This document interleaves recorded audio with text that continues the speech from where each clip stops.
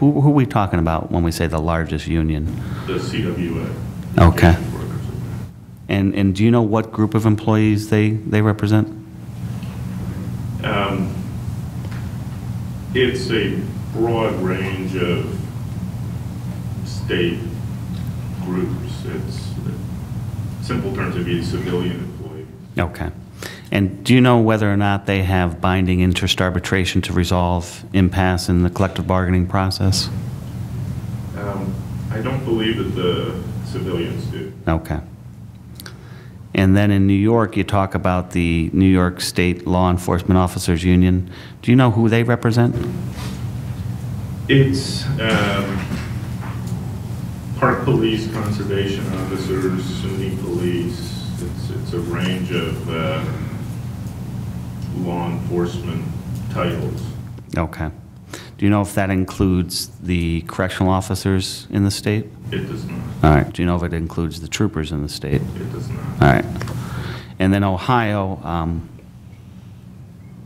does Ohio have collective bargaining rights, if you know? Yes, they do. Okay. And you talk about that in agreement covering the time period 2009, 2012. Do you know what union that agreement was with? That, I believe, is the Ohio CSEA. And who do they represent? That's their civilian group. All right. Do you know if they have a binding interest arbitration to resolve impasse in the collective bargaining process? I don't believe that they do. All right. 100% certain. In West Virginia is non-union? That's correct. All right. That's all I have. Thank you. Any questions from the panel?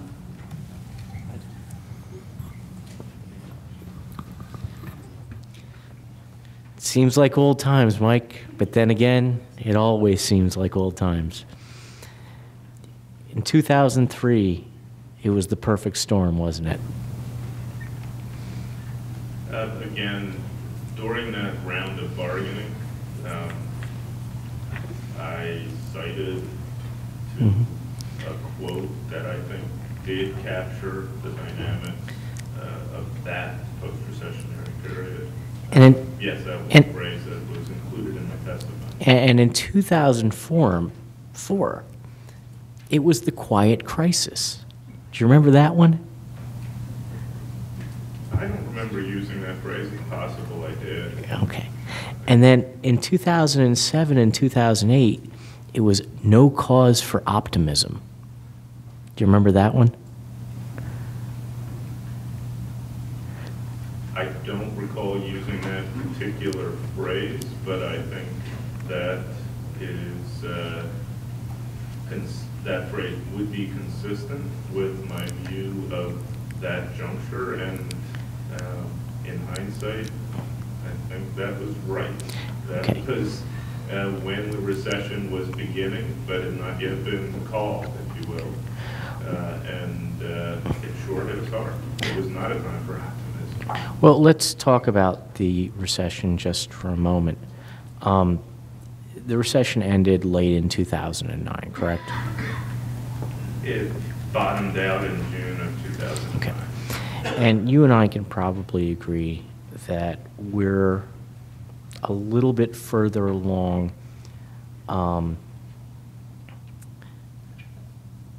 with respect to the recovery than we were, and let's just pick out a date, the summer of 2010. We're a little bit farther along in the recovery than, say, we were in the summer of 2010.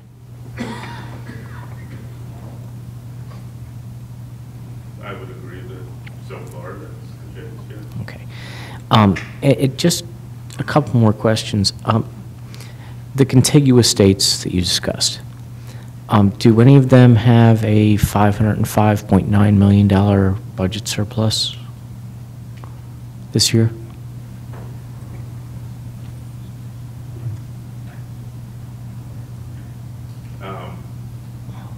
Each of the states is facing a different set of challenges, and they vary. New York and New Jersey are hurting bad. Maryland's starting to do a little bit better on a relative basis. There are different localized economic factors. None of them have that And I would assume as well that based upon the state of the states generally, which is your testimony here today, that states are looking to enhance revenues by accessing available revenue streams where possible.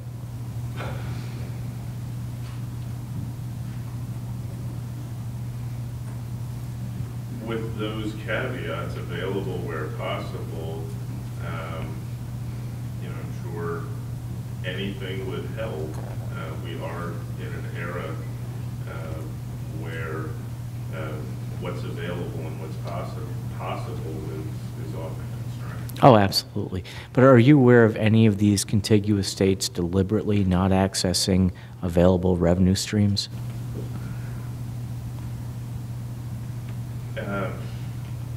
I don't want to be technical. I mean, any number of these states could legislatively increase taxes to a significant degree at a time when the economy is hurting and the public is still experiencing high unemployment and doesn't want to see that happen, at least theoretically. Sure. Yes, probably all of these states are not accessing some sort of revenue that they could legally be authorized to pursue. Sure, because obviously, with respect to personal income taxes, at least, that's not going to be productive in coming out of, in the middle of a recovery, right? That would be a concern. Okay. Mike, thank you so much for your testimony. A few questions, Mike.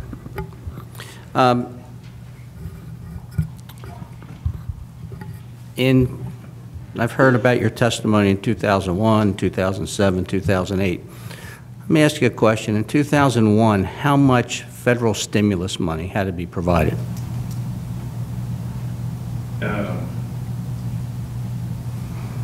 I believe there wasn't a formal federal stimulus program. I think there was some enhanced federal subsidy for medical assistance programs in that general period to try to provide some relief to the states, but it was not on the order of magnitude of what was done in the last several years in terms of really dramatic federal assistance.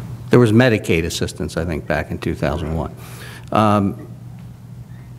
We have never seen anything approaching what was done over the last 2 years with the $1 trillion in so-called stimulus money that was provided. At least that I can remember. Not that I can think of. Without that money, states would have had to either drastically cut budgets or collapse. Correct? I think we would have seen, well, there's no question we would have seen much more severe budget cutting much sooner without that relief. I sit as co-counsel to several multi-employer pension funds, and I hear investment advisors come in, they talk about, over the last 2 or 3 years, talking about the recession. And inevitably, and I want to know if you would agree with this, what they say is that the recession is first felt in the private sector, and there's about a 2-year lag before it's truly felt and dealt with in the public sector. Has that been your experience? I think, in general terms, yes, and I think there are 2 places you see that. One is in the revenue picture, where for the structural reasons that I touched on earlier, there's a lag in terms of when any economic output shows up in public coffers, particularly as the labor market remains weak. It's getting better, but we look at 9% unemployment nationally. Income taxes stay weak. At the local level, we're still going to see the effect of the housing market collapse probably get worse before it gets better, as assessments and reassessments take time to reflect the downturn that's occurred. The other place you see see it beyond those kinds of structural lagging effects in public sector revenues is with public employment. And while we are now seeing positive job creation in the private economy, the public sector, where there wasn't the same degree of job loss in the first years of the official recession, the public sector is now seeing declines in employment levels as that delayed effect you asked about presents itself. If in 2008 you said there was no cause for optimism, would I agree that you would be the master of understatement in retrospect? It's been a rough several years since then. Much as it's sometimes suggested that I see the glass as half empty, the glass was a lot emptier than I even saw it to be at that point in time. Thank you, Mike. Any questions from the Commonwealth? No questions. I just have one follow-up. Sure. I do have one follow-up, Mike, and actually Fred had mentioned it because he deals with investment advisors on a regular basis, and sometimes I do as well. And I saw an interesting thing the other day that the Dow is up 33% between today and January of 2009. Were you aware of that?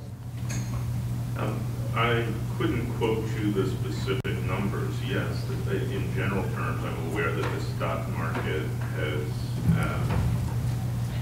recovered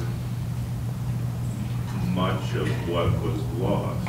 It is not, if you're looking at this from the context of a public pension fund, it's not yet back to the levels that pension funds would have been forecast to have reached. Sure. These plans are assuming 7–8% growth, and we would need to be way ahead of where we were before this market downturn to be where we need to be for those systems to be funded the way we'd all want them to be. Okay.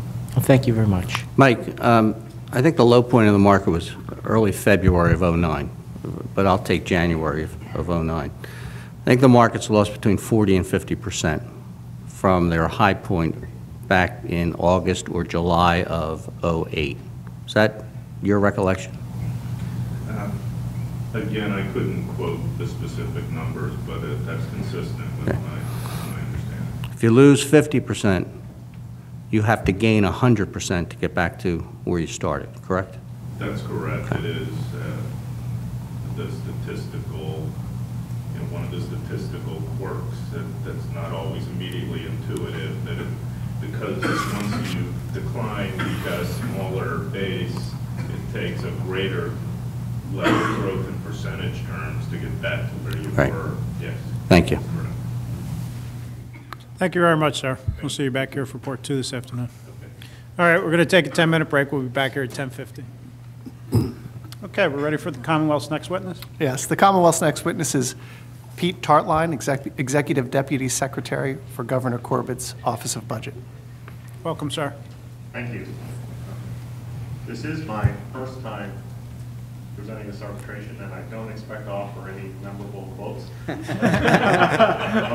But if you do, you will hear about them for the next 8 years. But plan to just focus on the facts surrounding the 2010-11, the 2011-12, and the 2012-13 budgets.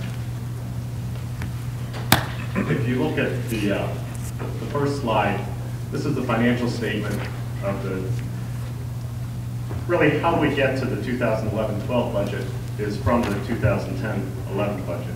The enacted budget is in the left-hand column, and the governor, by law, Constitution, has to submit a balanced budget proposal, and the General Assembly has to enact a balanced budget.